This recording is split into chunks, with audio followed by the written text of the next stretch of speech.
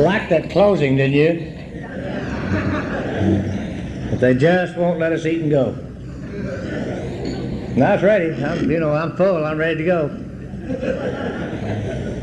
I used to like to get full and pass out. Can't hear? Well, you're the lucky ones.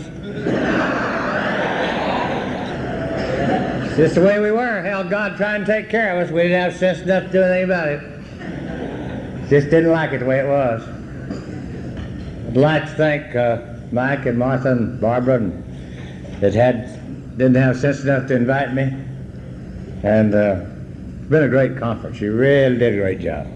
This committee's done a great job. And especially Russ, who drove us over here safely.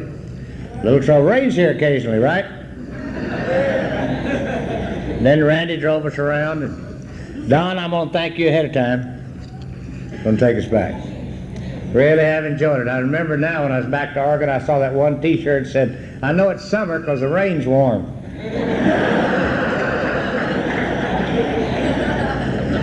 Wish I'd have thought of that. Well, I am Jim Williams, and I'm an alcoholic. I'm really not supposed to be an alcoholic. I don't look like an alcoholic, do I? I don't look like that guy's up here last night.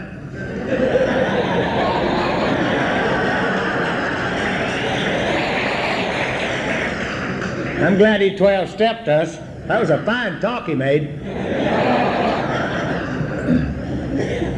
Didn't hear what he said, but he carried a hell of a message. I'm really supposed to be a Southern Baptist. Y'all probably don't have any of those up here. Are they having up here? Oh, well. Not loud enough? Hell, I can even hear it. I don't want to listen.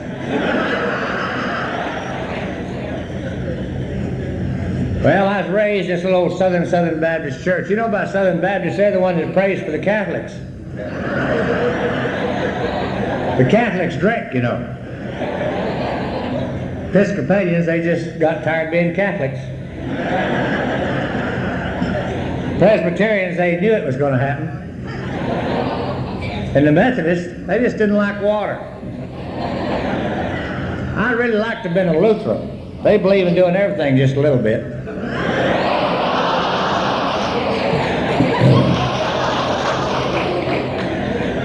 I was raised in this little Southern Baptist church to where this guy says, if you think it, you might as well have done it. I was thinking it, and I didn't know what it was, but I knew I must be thinking it. And they point at you. Point at that one right back there. They see that gleam in your eye, and they think you're about ready to think it and do it. And they're going to get you. Not like AA. AA said, saw old Mike lay in the ditch last night. If he lives, we'll get him. And this bunch, they just hone in on you. Sing for that one right back there, that last, point the finger at you. Well, I finally went to that church every day and every Sunday, every Wednesday night, pounded the preacher, did everything you're supposed to do. Got to be about 13, which will happen to you when you do what I was doing one day at a time. And then one day I saw this little girl and got around her at school, and my God, I got those funny feelings. And I told them about it. They said, we've been meaning to talk to you. See, I need the help. You know we've been praying for you. Oh, God, yes. So they talked to me, said, we want to talk to you before the the ceremony. So I got there, and they got me in that room and said, what you need to do is get saved. I didn't know what from, hadn't done nothing. So I waited till they sang that last stanza, and I came down the aisle. It's kind of like AA, except they'll give out any chips. They hug you and kiss you and tell you how great you are, and you know you're not, but hell, I liked it. Then they put you in the tank, and the handkerchief leaks. You choke a little, but you come out all right. Went to school and saw that girl next day, came right back.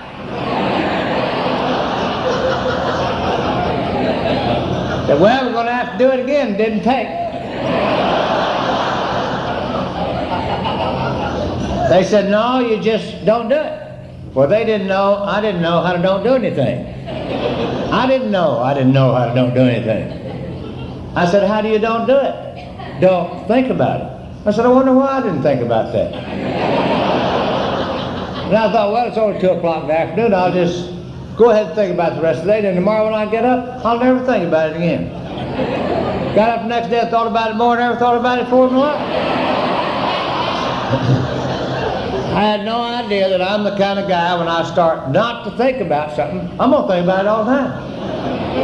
I used to try to wake up real quick before I thought about it. And I'm also the kind of guy that when I start not to do something, I'm going to do it all the time. I don't know where I learned how to do that.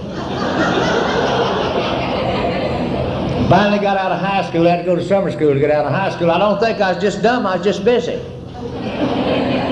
You know, I'm really tied up most of the time. I'm either having meetings. You know, I never just drive the car. I'm probably having a meeting while I'm driving the car. Sometimes I run into other cars because I'm tied up at the time. And I'm just busy. People speak to me and I don't answer them. They don't realize that we're tied up.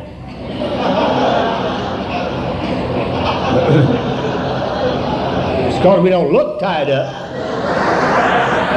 There's sometimes I can't even go to work, I'm so busy.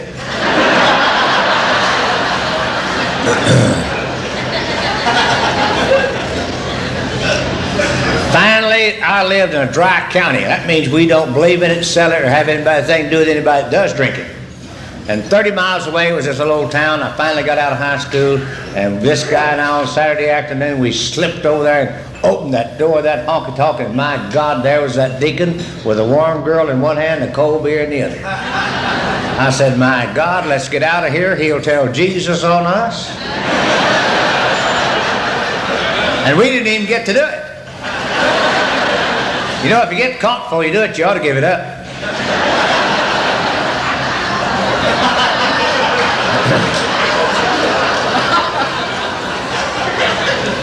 We don't, though, by the way. This guy said, well, he can't tell anybody, but I knew he had a better shot with Jesus than I did. However, I liked that girl he was with on Saturday night a lot better than the one he was with on Sunday morning. I thought deacons, I'd see him every Sunday morning, and he looked like the saddest sack in town. He looked like the most unhappy man I'd ever known. And now, after I saw him that night, hell, I know he's just tired. We drank 2 beers, didn't taste good, didn't feel good, didn't do anything to me, and I was glad to get out of there. And then the next morning I wanted to go to church, first time in my life. Maybe you get old enough, you don't have to go. There he was, sad like he always was. Then I had my first spiritual awakening. Maybe you can do it a little bit and just don't tell anybody. God, I couldn't wait to get to my buddy, and I says, come on, we're going to go back. That's before you did it during the week.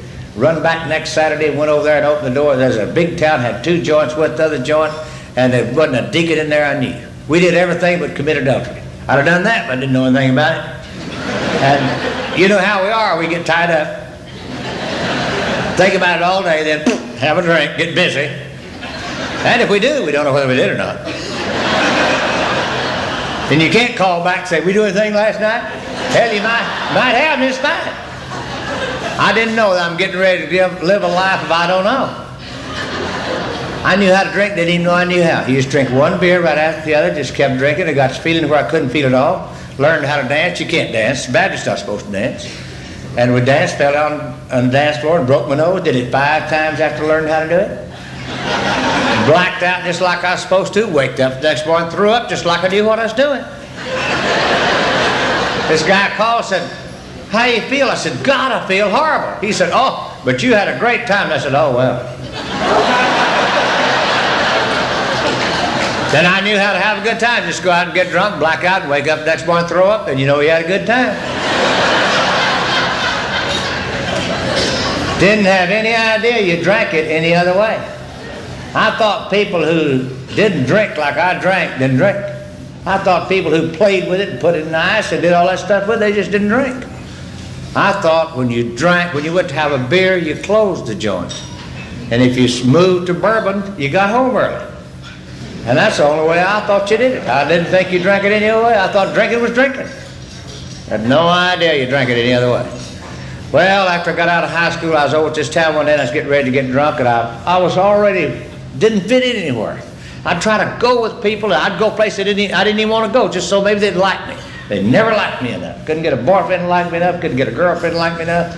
My folks would say things like, Jimmy would never want to do that. Yeah, I did too. Already done it once. Get ready to do it again.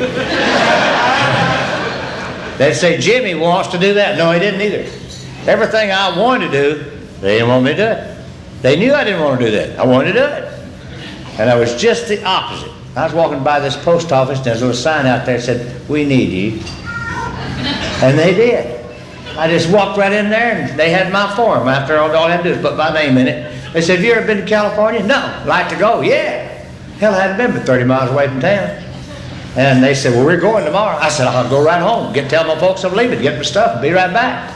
Just going in the Air Force, you know. Ran back over there and went to San Antonio. I should have known then these folks don't know one day at a time where they're going.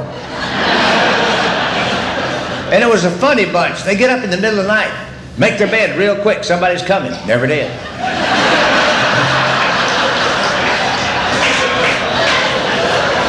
Then they run out and eat. It's not even daylight yet. You get sick eating that time of day, even when you're not drunk. And they were all scared because they walked in groups.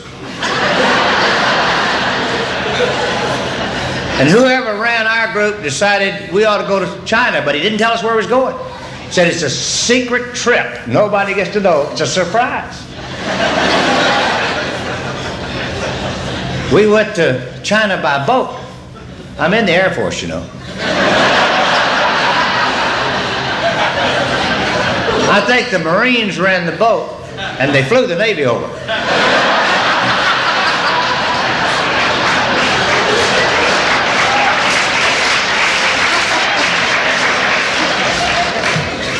We really knew what we was doing in World War II. You better be glad we don't rerun that one. There's a lot of Chinese over there.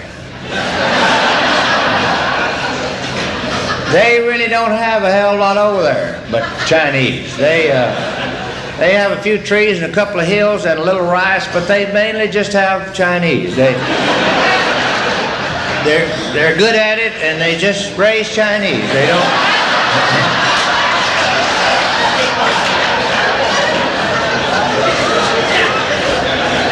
They just really don't care to get into industry and smog and all that stuff. They just know that manufacturing Chinese is a good way to go.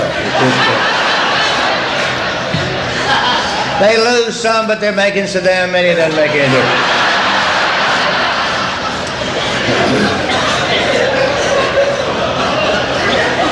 Well, after you're over there about 3 weeks, you've seen all the Chinese you ever need to see. So I told them I was ready to come home. We stayed 2 years. Then we came back by boat. And then my folks said, where are you going to school? I said, God, I'm not going to school. I'm just going to go to work. I hate school. Didn't like school and went to school, and certainly don't want to go to school anymore. Hate it. They said, if you don't have that piece of paper, you will not only ever be able to get a job, you won't be able to even apply for a job, because every man coming out of the service is going to school to get that piece of paper. I want you to know one thing. I proved my folks wrong. I gutted that thing through 3.5 years, and I didn't learn one single thing. I made sure every course before I took it, I'd pass it, and that it didn't benefit a human being whatsoever. And I got that piece of paper. You know what I like about you and I? We'll go to any length just to be right. Even if it destroys us. There's a lot of people won't do that. A lot of them will say, I could be wrong about that. Not you and I. The only time you and I will ever use that statement is when we're damn sure we're right. Then we might say, well, I could be wrong about that.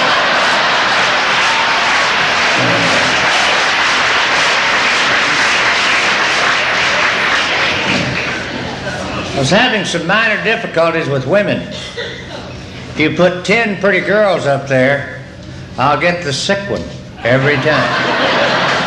I don't know where I learned how to do that. I'd see some guy just go with any girl. God, they'd change girls every other night. You can't do that. You've got to make sure she's a pretty girl and a girl that you're in love with and one you can take home and one that you can marry. By God, I couldn't see how those guys would do things like that. Well, to find that poor, precious, sick little thing, it'd take me about 2 months. Then we'd be so much in love in about 2 months, I'd almost have to quit work. Then it'd just deteriorate from there on out. And I did that about 1 year at a time. I thought when I got to Alcoholics Anonymous, this is the most fantastic place I had ever been in my life. It's the first time I'd ever been where they had the sick women grouped.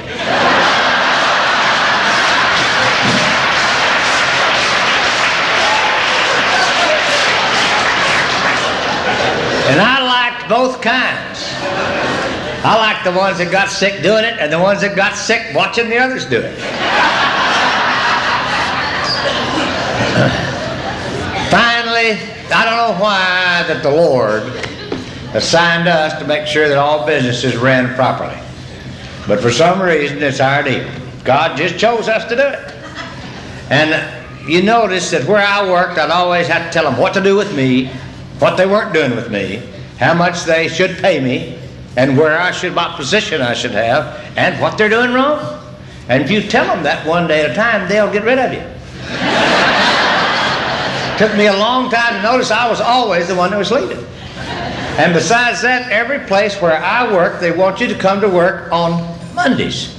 And Mondays is one of the worst days of the week. It's not my best day. Why they wanted me when I wasn't in my best day, I don't know. You couldn't have the flu on Monday. You could have it on Thursday, but never on Monday. Well, I finally got out of a job and couldn't get one. The way I'd look for jobs, I'd get up one morning, throw up and spray. And then I'd go fill out one of those applications that ask you personal questions like, where have you worked the last 10 years? Well, that's none of their damn business. And then the other blanks you've got to figure out, I wonder what they'd like for me to say. And you don't know them too well, you know. Then you have the interview and go out and get drunk and do that one day at a time. And I finally saved this place where I knew that they had an opening and I knew a guy there and I knew I'd get the job. You know, alcoholics don't want to go to work too quick. So I knew I'd get it. So sure enough, when I got there, this guy said, you don't want this job. Yeah, I want the job, need the job, I'm out of work, been looking for a job for a long time. You don't want this job, I've got to have the job. You don't want it, damn it. So I left. I also knew there's something about me that he wanted to tell me, but he didn't know how to do it. And also I knew there's going to be more comfortable when I left. So I went out and got drunk, woke up the next morning, threw up, sprayed, and said, you know, I've been doing this about 10 days. I just think I'll take the day off. So I went out to the golf course and ate an old egg and an old piece of toast, went around to the beer joint where my last spiritual advisor was. And he said, God, you look horrible this morning. I said, yeah, I think I'm coming down with something. He said, my God, man, the way you're shaking, you need a beer, need it bad. I said, oh, I'm bad. Just we never drink before noon. That's 10:30, you know, and it's only 9 o'clock. He said, my God, drink the beer. I drank half of it and sprayed the golf course with it. I don't mind spraying if I don't lose my concentration. Start thinking about women or something, it gets your nose and burns. Then you got to drink the rest of the day just to kill the pain. And I knew how to meditate before I got here. I do not do it as deeply as I used to. It's just when me, God, and the commode, and I say, oh God, and it's stringy, and you don't know where the end is, and you can't breathe, hell, you get it all back.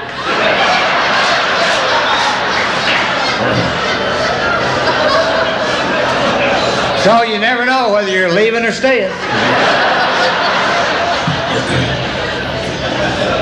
You know, when you meditate that deeply, even in the hot summertime, it's so tiring that you have to rest a minute. You'd always lean over there in the hot summer, that bowl would be just as cool. I told this guy, so I think I better go home and I think I really better go home and lie down. I think I'm really sick. I didn't get to use the vibrators in these motels for 2 years after I was sober because I could vibrate all by myself. And I love to have meetings with me. I'd call on hospitals and I'd get up in the morning and I'd drive out and say, God, I hate to go out that big old hospital. Can't hardly find a parking place. You got to take that kit and go down through the lobby, down to that basement, back down there. You know what that purchasing is. You're not going to buy anything anyway. You just drive on by. You don't even have to park. Wait till 10:30. Say, have a bad day? Yep, didn't buy nothing again today. A lot of people can't have meetings like you and I. Some days, if we have a good enough meeting, we don't have to go to work at all. So I got in the living room and I said, you know what I think I'll do? I think I'll commit suicide. And those guys that didn't hire me will worry about it for the rest of their days. I was living in Houston then. I said, they'll see in the Houston Chronicle Jimmy Williams commit suicide. They'll never get over it. But I didn't know how to do it. I see it every day now on television. They say, suicide, call this number. I bet they have counselors on it now. Which way would you like to go? We have pamphlets here on softer, easier ways. You like cold turkey? Well, our way was, this was even before overdose was popular. We believe in being sound in mind and body when you commit suicide. I didn't like guns because I didn't like noise of the morning. And they splatter all over everything. I don't like messes. Razor blades were popular then, but I didn't know how to do it. Didn't say, what kind of razor blade do you use? Do you use a straight edge razor? What kind do you use? Do you double edge? Or where do you cut your wrist? Left wrist, right wrist, how deep? Didn't say. Just said, cut his wrist, razor blade, died. So I knew you couldn't do it in the living room. You get blood all over the carpet. Now I'm always thinking of others. So I went in the bathroom, got my razor blade, and cut. I had sense enough to know, even though I'd never done it before, if you cut the left wrist, then the left side died, right side would be alive. What if you backed out? Then there you'd be half dead and half alive.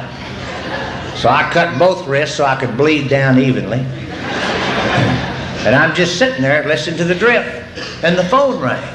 I thought, what if where I'm going I always wonder who that was called?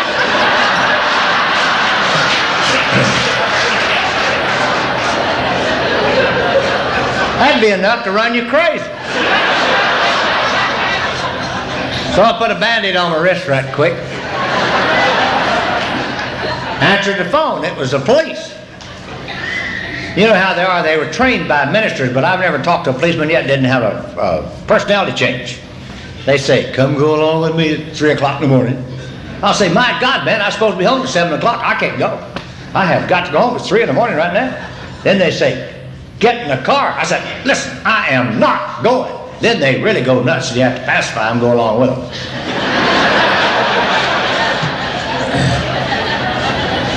This guy said, where were you last time?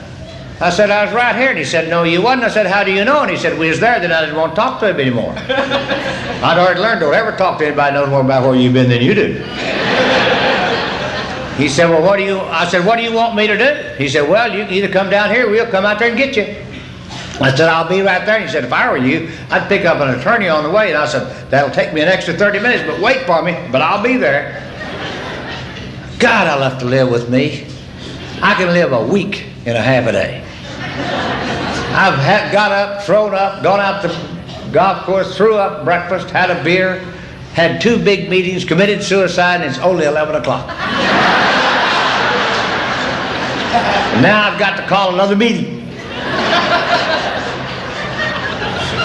So I checked my financial status and I had $36, which at that time, before inflation, was plenty to start a new career. And I got to thinking, I don't like either one of those options that guy gave me. I've been in Houston long enough, they've been treating me badly. I think it's probably time I left. So I mailed the key to the folks, got my clothes and quilts and whatever sheets and pillows I had, and socks and dirty clothes, clean clothes. Had just room for me, had one piece of furniture, a lamp. I put it on top, the old lampshade. I guess I was going to carry the light if I could ever find the plug. Drove out, got me a pint of whiskey, ended up the next morning about 180 miles away with $7. And I said, wonder how my folks are getting along. So I called them collect so they'd know it was me. They said, what are you doing? I said, I'm just out riding around. Well, would you want to come by and have a cup of coffee? And I said, oh yeah, I think I will. And so I went by. I never shortchanged my folks. They're never going to get their money back. So I always gave them my very finest story. In fact, I got to listen to it And it was so horrible, hell, I cried with them. I thought, my God, if I'd known it was that bad, I'd have left Houston 3 years early. No, John says, well, Jimmy's honest, let him have 100. God, with 107, you can almost go into business. So then I thought, well, all I got to do is sweat out tonight.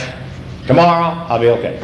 Got up the next morning, I said, turned around to my folks, I said, Aunt Lee, there's one little thing I left out in that story last night.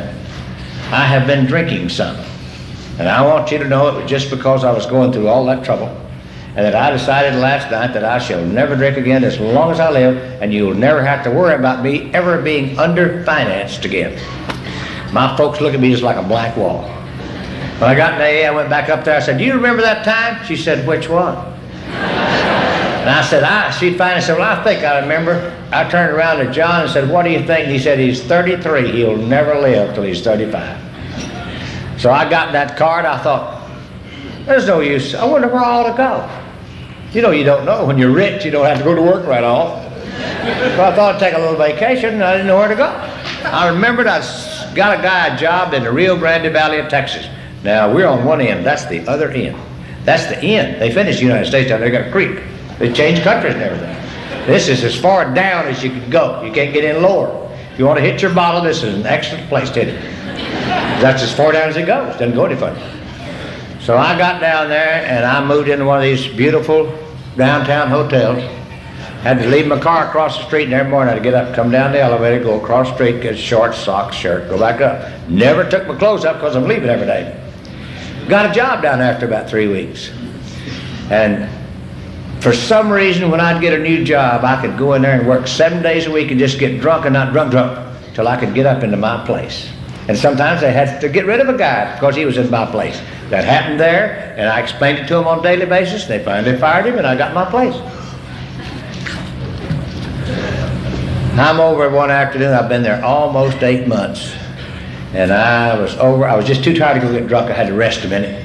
And I was at this little old apartment, and the manager came by and said, you know, you've been here almost 8 years. Don't you think it's time we got better acquainted? And I said, oh, yeah, I think so. Do you like a beer? And I said, oh, one. He was a drunk, just like me. I lasted there 8 years. Then he got fired, of course, let 2 other drunks down. He had 3 drunks working for him. I'm still trying to get married. I've never gone with a girl I wasn't going to marry, because I'm always in love, you know. It's awkward being like I am when you don't have a girl. Because walking around in love is painful with no girl. And I always knew that you had to just go with one at a time because you had to be true. But it seemed like when I'd run out, it'd take me 2 months to find her, and that's an awkward position. So I decided what I need to do is to have a number 1 and a spare. So I did that there. It's easy to court drinking. You call them about 3 o'clock in the afternoon and say, doing anything tonight? No, I'll pick you up about 7:30. Okay, yeah, fine. Been maybe 4 or 5 days before you get by there. You don't have to get too well acquainted if you're drunk. You never get to know much of who you're going with, and they don't know a hell of a lot about you. So then, on my weekends were like I'd get off work at Saturday noon, I'd take off the golf course, have a heavy lunch like a cheese cracker and a 6-pack, get drunk, black out, be in bed by 6:30, awake by a quarter of 11 o'clock, go back to the beer joint, close the thing at 1 a.m., then we'd go over to Madam Morris and drink till daylight, come back, drink beer and taper off, and go into Monday. Sometimes you made it, sometimes you missed it. This particular weekend, I'm off. I traded off with a guy I'm not working on Saturday, so I'm up at 11 o'clock on Friday night, which is an hour and a half past my bedtime. I'm supposed to be blacked out and in bed by 9:30 during the week. So there, I just happened, you know how honest we are. Sometimes we're just too honest for folks. I just happened to mention to her that I thought I might drop by and see number 2, and she had not heard of her. Evidently, I'd forgotten to mention it before. And I wanted to go to the bathroom first, and she followed me in there. And we had a meeting there, which is a bad place to have meetings. If you're going to have meetings with women, you need to have them out where they have soft surfaces like carpet and beds and couches and stuff. Don't get in the bathroom. It's very firm. Even the commode thing's painted. Wood's hard. I don't remember too much about it because it was blackout time, and I'm living in a lovely old faded green trailer in an alley behind a motel. I had a rock yard a long time before they started putting them in. Those weeds had come up and I said, "You'll never make it." I've already learned how to wake up in total fright in my own bed. And I'm asleep and something goes, wham! I jumped up, looked down, still had my clothes on. Oh my God, I bet I was going somewhere early this morning. And then my head had knots on it. Looked down on my old white shirt, had blood on it. Blood makes me sick, you know. God, my head had knots on it. I said, oh my God, I have wrecked my car. I have wrecked my car. Opened the door and there stood that 6'4", 240-pound Baptist preacher saying, "Come go along with me." I said, "Preacher, I know I look like I'm ready, but I'm not ready. I don't know where the meeting is or anything about it, but I'm not ready. I'm not going to be able to make it. I know I look like I'm okay, but I'm not okay. I cannot make it." He said, "Get in the car." God. And I go back in total fright and I wait about 20 seconds and I look, there's my car. It's parked funny. My head's killing me, but my car had not been in a wreck. And I said, "Preacher, I'm sorry, but I'm going to have a beer. I got bad drunk last night and I cannot make it another 2 minutes. I have got to have a beer. There'll be no drinking before the meeting." God. I cannot handle total fright with no light. We drove up in front of her house. Now, I assume it's going to be there, and I opened the door, and she did look like she might have fallen in a bush or something. My head kept throbbing and throbbing. I went in, and I said, "I've got to go to the bathroom." I went in that bathroom and looked in that mirror, and I'm going to tell you something. She won. I probably will never know the truth. But what probably really happened, I lost my equilibrium, fell in that bathtub, and she stepped on me. 2 weeks later, we got married.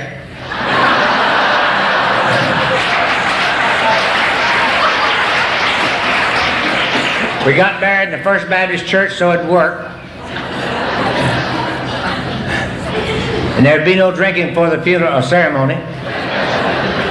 And I told her, since she had been married before and I was pure, there wasn't any reason for us to invite a lot of people.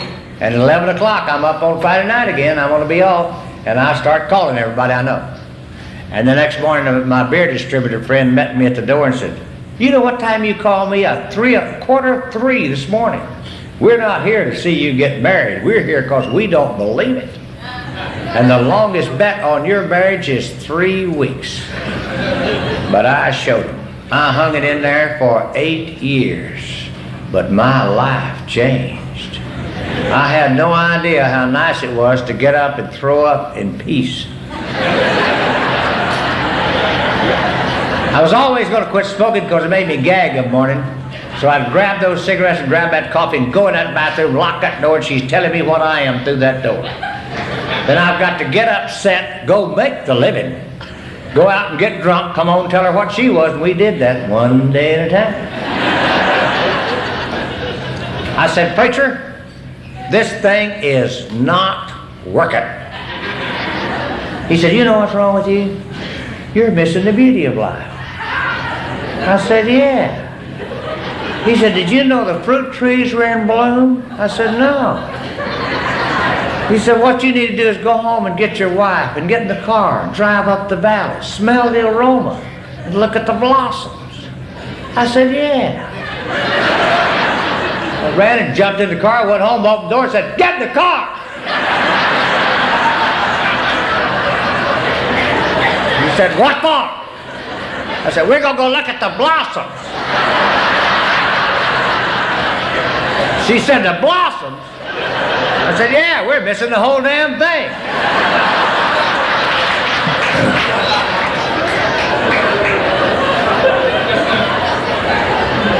She got in the car, went by the hop shop, got a 6-pack of beer, drove up the valley, saw a sign that said 14 miles to Matamoros, turned left, went to Mexico, switched tequila, blacked out, missed the whole damn thing.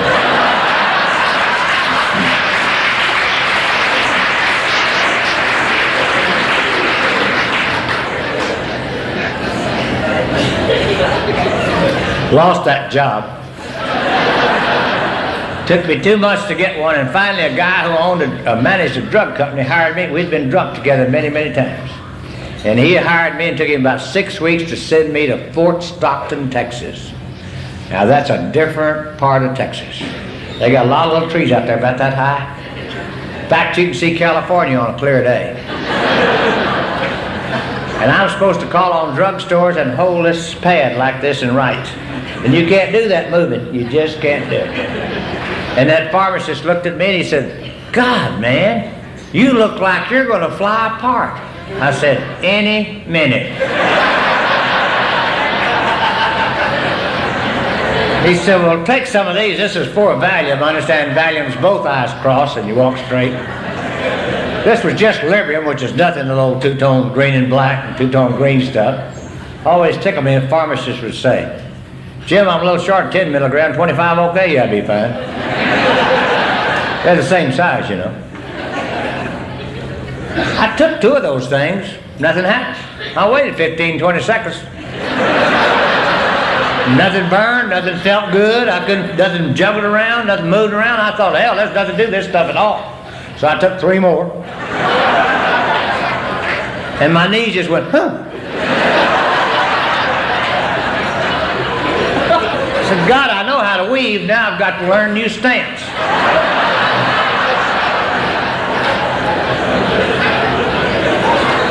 So I took Librium in the daytime, drank beer at night, had one decision to make every night, after the 3rd beer, never before, and we're going to close the joint and go home early. And if I was going to go home early, I'd stop at the 3 beers, get me a pint of whiskey, throw it on top of that, and go home blacked out. I went home one way and one way only, blacked out. I was a blackout drinker and a blackout driver.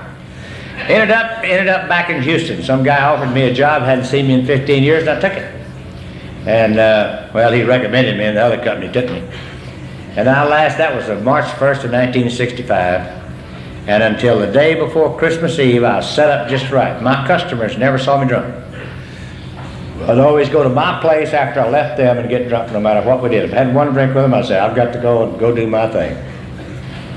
On this day before Christmas Eve, I played golf with the administrators and their in-laws in for the Christmas holidays. We all played golf, and I got a little too hospitable. I drove from their house back to mine, blacked out, one side of Houston, the other. It's nothing new for me. Waked up the next morning, total fright like I always did. Did the same thing I always did, call back, say I'm sorry about last night. I wasn't sorry about last night. I want to know what the hell I did. They never tell you. They would just say, oh, it was okay, Jim, you just got drunk. Drunk was getting to be a bad word for me. They never called me an alcoholic. That's a pretty nice word. Drunk's bad. So for some reason, I just hung up that phone. Oh, what's the name had gone next door that's going to have a party that night. I checked my car out, and I looked up in the phone book under Alcoholics Anonymous and called in a group. Just heard it on the radio. Never heard in a group before us, knowingly, but I called in a group. That girl acted like she's glad I called. I should have known it had the wrong number. She said, somebody be right out. Well, I waited. Nobody showed up. About 10:15, I said, oh, well, look, nice box, had 2 beers. Well, I just call them back, tell them I don't need them. About that time, the phone rang. I said, hello? He said, be right there before I can tell him I didn't need him. Hell, he hung up. He came by himself because his wife managed these apartments when we moved in. And he used to watch me going back and forth from 7-Eleven saying, if he lives, we'll get him. I looked out that door, and here's that little short deacon-looking guy with a book under his arm, and I said, oh my God, we're going to read that book and pray. I've not only been baptized, I've been rededicated 10 times. I said, I'll just get rid of him. He came in there, we didn't read the book, we didn't pray, I don't know what he said. About that time I watched the day and came back in. He said, you want to go with me? Well, I didn't, but it's better staying with her. Got in the car with him, and he hit this old 610 loop in Houston and took off. God, I'm back into total fright. I said, I'll buy a beer. I don't want a beer. God, he's not my kind of guy. I know better to go off as a perfect stranger. Should have taken my car. I waited about 20 seconds. I said, I'm going to tell you something. I've got to have a beer, and I've got to have it right now. You either let me off, go with that. You told him I'll walk off this damn freeway or take me over. I've got to have a beer. I've got to have it right now. I said, and besides that, it's 11:20. He said, can you wait till we get to the club? Oh, yeah, I can do that. I can handle total fright if I got a little light. And we drove kind of a bad neighborhood. Drove up in front of this old rickety-looking house. I said, this it? He said, yeah. I thought, well, when I get some money, I'll help these folks. Opened that door and looked over there and saw a bunch of the deacons talking about women in the stock market, and found out later on they didn't know anything about either one. Had an old bar back there in the back, and the bartender looked a hell of a lot better than I did. And this little deacon walked up there and said, mix him up a little milk and honey. I said, my God, what do you put in it? I never drank anything like that in my life. He said, well, you see, you're nervous. I said, hell, that's what I've been trying to tell you. And besides all that, you're used to sugaring your system from alcohol, and the honey has already been digested. I said, indigestion is not my problem. You know, if you throw up right, you don't have indigestion.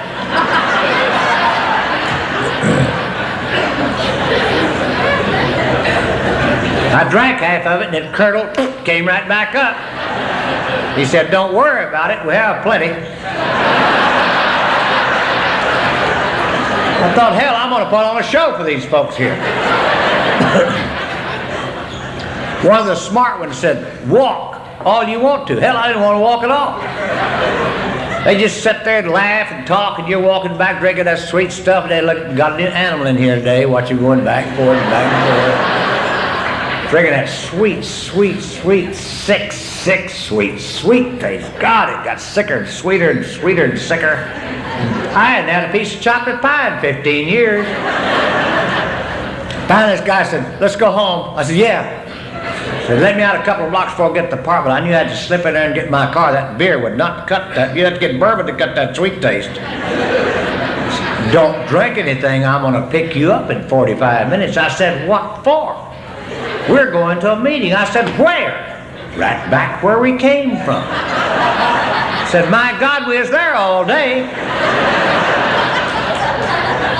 So well, I'll be ready. You know, I got out and walked. I wouldn't eat nothing. Show him. And here he comes, and back over there we go. It's kind of a funny bunch.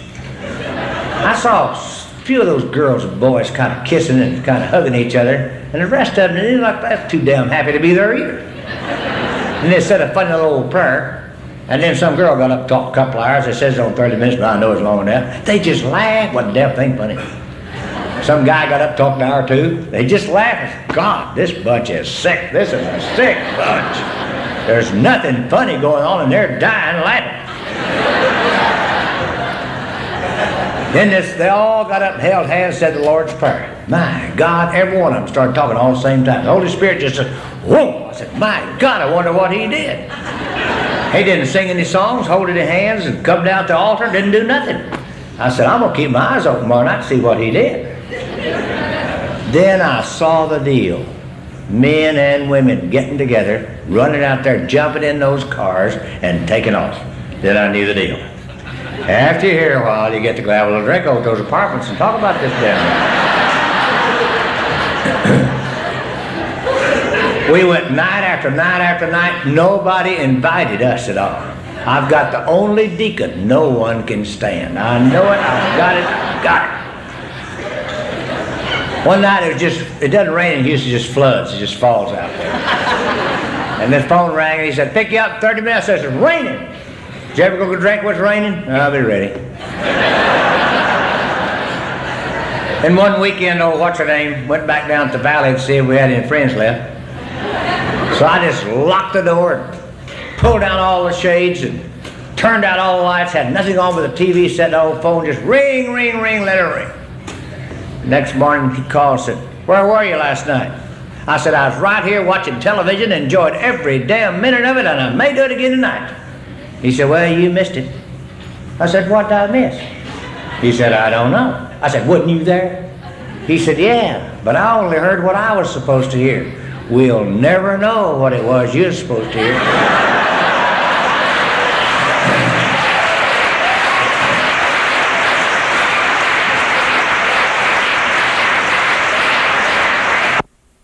I said, my God, you got to go every night, you'll miss it.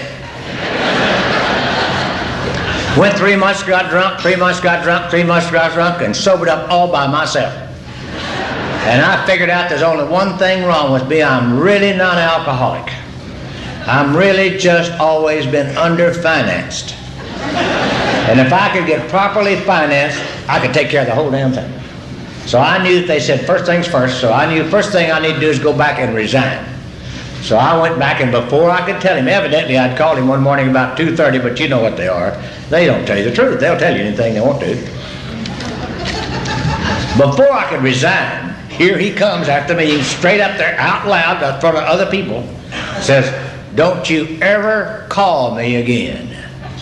I said, "God, I'm glad you said that. I never called you in the first place. They called you. And I'm going to tell you something your best friends will not tell you. Nobody likes you here. We don't get invited anywhere, and they don't know me, so it's got to be you. And I'm going to tell you something else. If I had as bad a personality as you do, I'd go back to drinking. And you don't ever have to worry about it. I'll never call you again as long as I live." And I didn't till the next morning. He said, "Meet me at the club." I walked to the club, and he said, "Get your coffee and sit down and talk to you like a dog here, you know." So now I'm going to tell you something about Alcoholics Anonymous, Al-Anon, Al-Teet, Al-Tot, and Al-Dog. There's absolutely no failure here. Will not, must not, never has, never will. No way in the world for this program to fail. It cannot fail. Never has, never will. Provided you do exactly what we tell you to do, the way we tell you to do it. So now there's only one thing that you're going to get to do for the rest of your days. You're the only one that's going to get to do it, but it's the only thing that you're going to get to do. You're going to get to make a decision every day whether you're going to go our way of life or your way of life. If you don't give an alcoholic a decision to make, he'll flounder on the same subject for years. Said, "So we're going to give you a decision to make this morning. You can either go our way of life or go right back out that door." I said, "I don't want to do either one." He said, "I didn't ask you what you wanted to do. I asked you what you were going to do." I said, you mean tell me you don't care whether I want to or not?" He said, "Not at all. Group doesn't care?" "No." I said, "Well, you'll make it perfectly clear to the group that I don't want to do it. Then I'll do it." He said, "Well, first of all, we got to get some things straight. It's your thinking that's wrong." I said, "How much of my thinking's wrong?" "We always start with all of it. And if there's any good, we'll let you know." I said, "Well, you put a sign up there that says, 'Think, think, think.'" He said, "That's for us."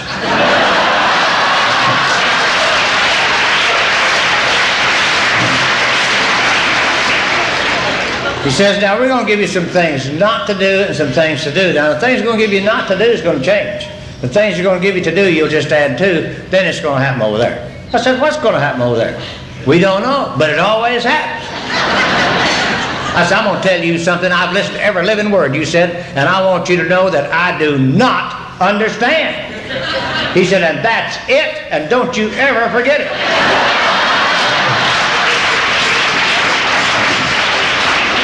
Said, "There's two things that you must remember for the rest of your days, every day. No matter what's going on in your life, you do not understand. Then you'll have understanding. And when you quit trying to understand, then you'll enjoy it. And the other thing is that no matter what your situation is, it's never the situation, it's never them, it's never God, it's you that must become different. You must become different than you have ever been before." I said, "How do I do that?" He said, "Oh, you can't." I said, "What the hell you tell me for?" He said, "That's what's going to happen to you." He said, "Now I'm going to give you the kicker. This is the very one thing that got you here. But it's also the very one thing that if it does not change, will be the very one thing that's going to keep you from getting all the things that God has for His children. As long as you know that you know, you'll never know. But when you begin to do what we tell you not to do and to do, then you'll begin to know you don't know. Then you'll begin to know." I said, "Hell, you're crazy." He said, "I know."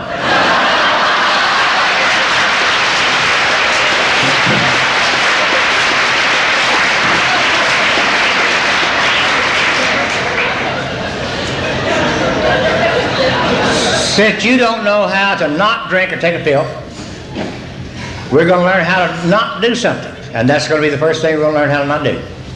That card that I gave you that has my number, 4 other men, no women on mine. When you get squirrely, definitely before you take a drink or a pill, you call one of those numbers. Now, if you don't make the call, you didn't do it. Even if you didn't drink, make the phone call day or night. Whenever it happens, call. And that's the way we're going to learn how to not do something. That's what we're going to do every day. When you get up in the morning, first thing, get down on your knees by the side of the bed and say, God, take me today. Let me be what you want me to be. Let thy will only be done in my life. Help me to definitely not take a drink of anything alcoholic or mind-changing drug. Amen. Do not need to tell God what he has not done, nor what he needs to do.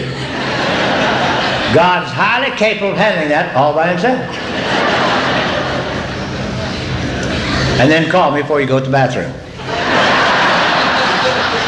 I said, why before I go to the bathroom? You may not need to go. I said, do you mean tell me that you don't think I've got sense enough to know and I need to go to the bathroom? I said, we'll find out. They don't give you a lot of credit here, you know.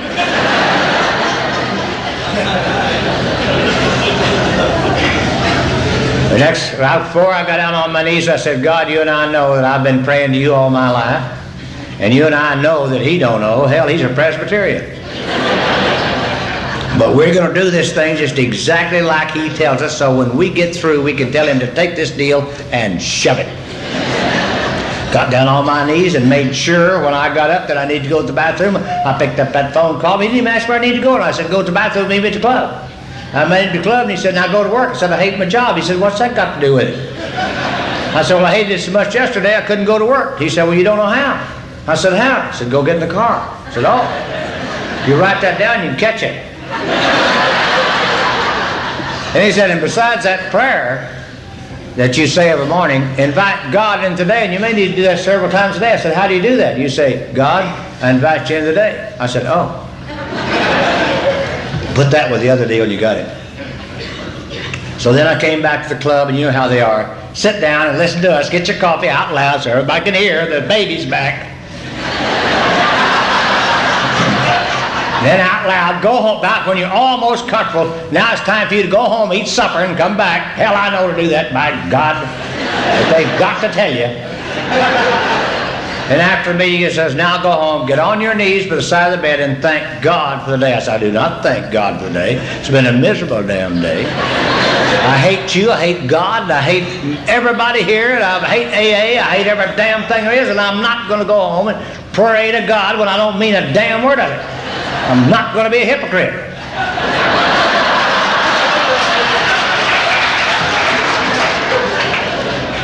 He said, do you feel like that you're just not sincere enough when you speak to God? I said, that's right.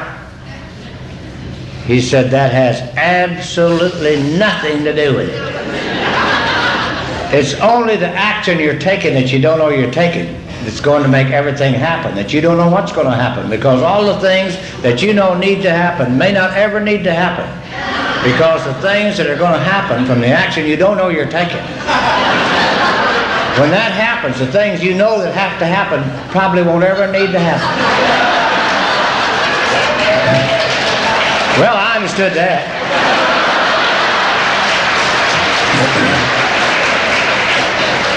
I said, do you mean to tell me that you don't care, God doesn't care, and the group doesn't care when I pray to God whether I mean it or not? He said, not at all. I just got in my car, went home, locked the door, got down on my knees, said, okay, by God, God, thank you for a miserable damn day. Amen.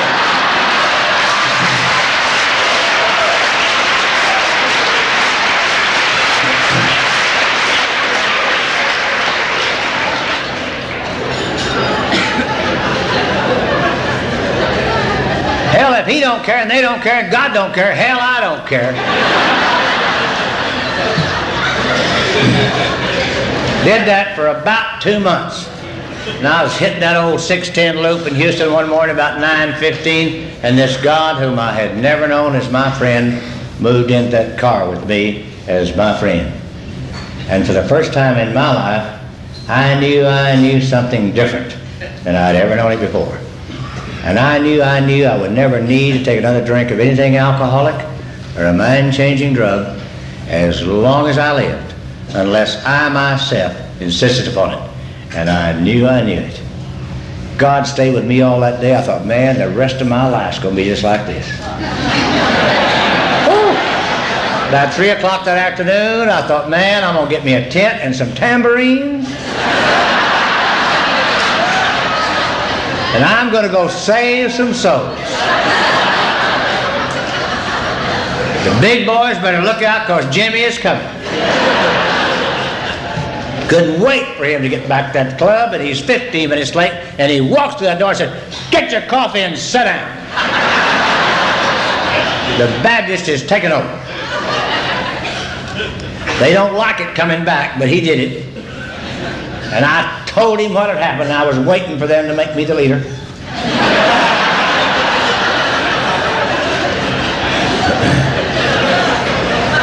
And he kind of grinned and said, "Thank God we've got that over with. Now we can get started."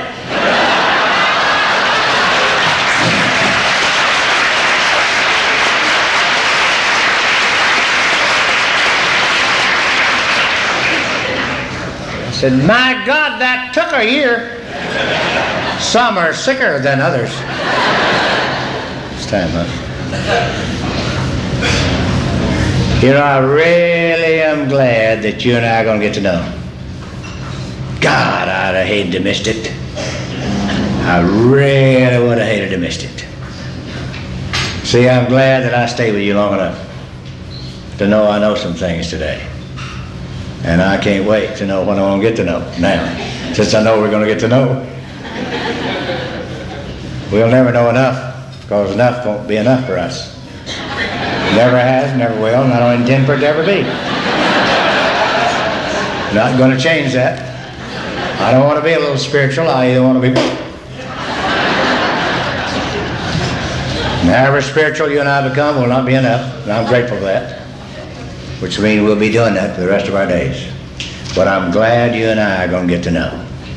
Don't like the method, don't like the way I got here, and don't like the way that I have to do it after I get here, because I don't get to do it my way. And I had no idea that my way, getting here, was not my way. And the reason it wasn't is because I didn't know where I was going.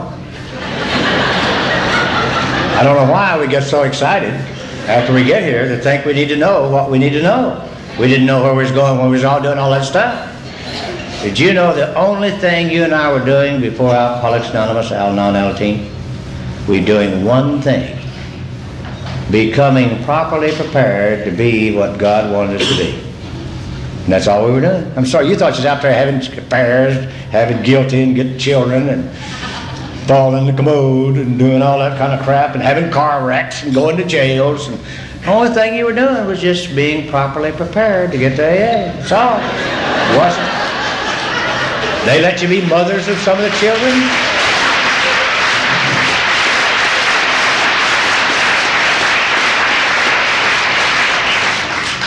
Your course was, I have got to fail. That's right. You certainly did. And he certainly let you. And you did it. And you accomplished it. And you did a good job. You had to become people whom the world thought was no good. You did excellent. You did beautifully with it. You qualified completely. There's nobody questioning you when you got here. You don't even have to fill out any forms or vouch for anybody or nothing. When you crawl in here, nobody questions you at all. And I think it's great that you and I had what that, but how do you think we got here? When you and I get up every day and say, I've got to work out something to try to destroy myself today so I can get prepared to go wherever it is. And you and I did everything we could to make ourselves look bad to the world, just like we were supposed to. We did everything we could to make sure that we failed in every way possible. We destroyed in every way possible. We did everything we could to destroy ourselves to prove one thing: that Almighty God has chosen us to be His special children.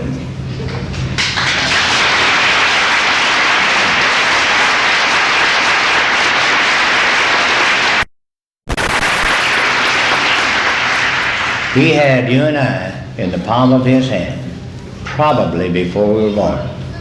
He knew exactly what was going to happen to us, and He protected us right down that road so we could become and know we became His children.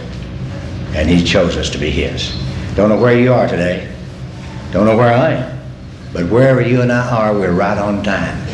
We're not late. We didn't get here early. You see, God's children must be taught only by Him. No human knowledge, no human reasoning nor understanding is to work for God's children.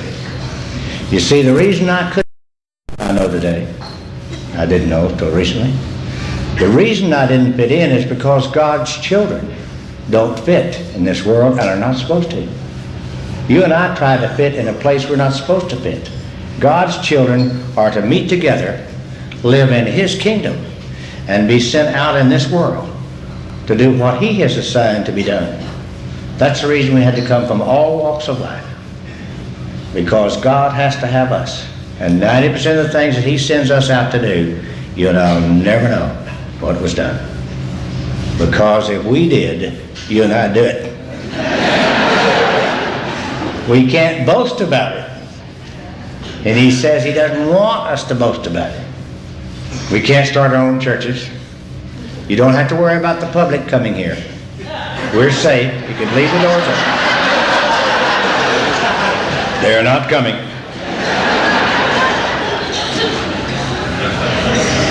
Isn't it amazing that here you and I sober up, start to change our lives, Al-Anons. By the way, I love Al-Anons. God, I love Al-Anons. My first wife, they sent her to you, and she found you depressing. Oh, whatever you're doing, keep doing it.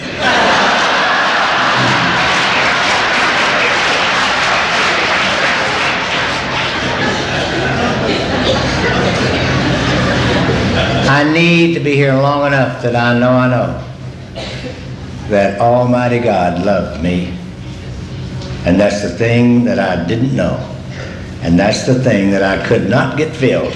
And I used everything there was available, sex and all, to try to fill that one spot that only God Himself can fill in His children. You know, I used to win some of the battles, but I lost the game. Now you and I have won the game. And we're going to have to lose some battles along the way. But we've already won the game because we're in the place. Now that we're here, it's none of our business where we're going.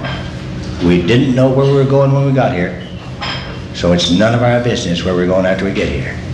So that'll relieve you of worrying about tomorrow. So just forget that. I'll worry for us.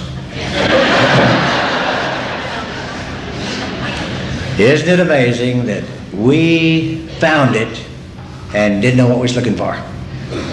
We went to a place where they didn't know what they had. They just knew they had it. And they don't know what they've got. But they like it. Most of the time. I like when they read how it works. I said, you ought to ask somebody, what they say how it works? Very painfully. But isn't it something that you and I got it? You see, I could have gone to 10 different denominations and 1,000 different churches, and it was never to happen to me until God sent me to be with you. Isn't it amazing? You didn't get here on your own. We all got here supposedly in different ways with different stories, but we all got here by one way only. We were sent here to be together with each other, designed and sent to on time by Almighty God Himself. And that's just our story. Here we are. Can't brag about it. We're just going to be used. God's going to take every flaw out of you and I as we go through these experiences. And that's the only way you're going to get it. You can't learn it, teach it, memorize it, do it. It's got to be done through and to you. And you and I must die and go into those living deaths is hell. Heard a preacher say one time, I said, what do you do in the meantime? He said, hell is just a mean time.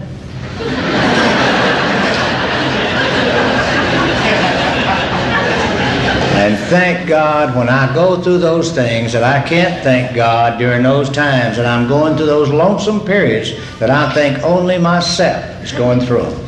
That's not true. You are too in different ways.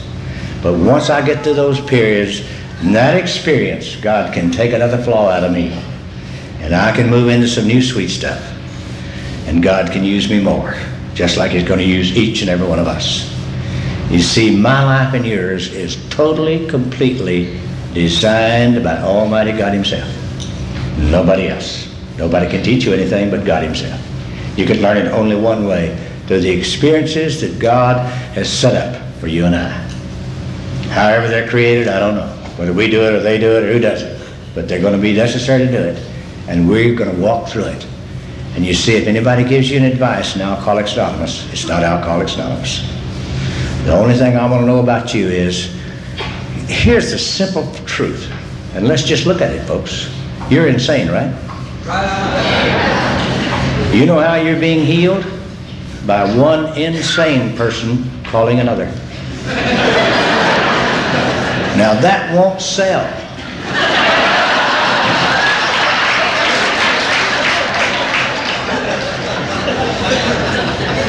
But you and I know it works.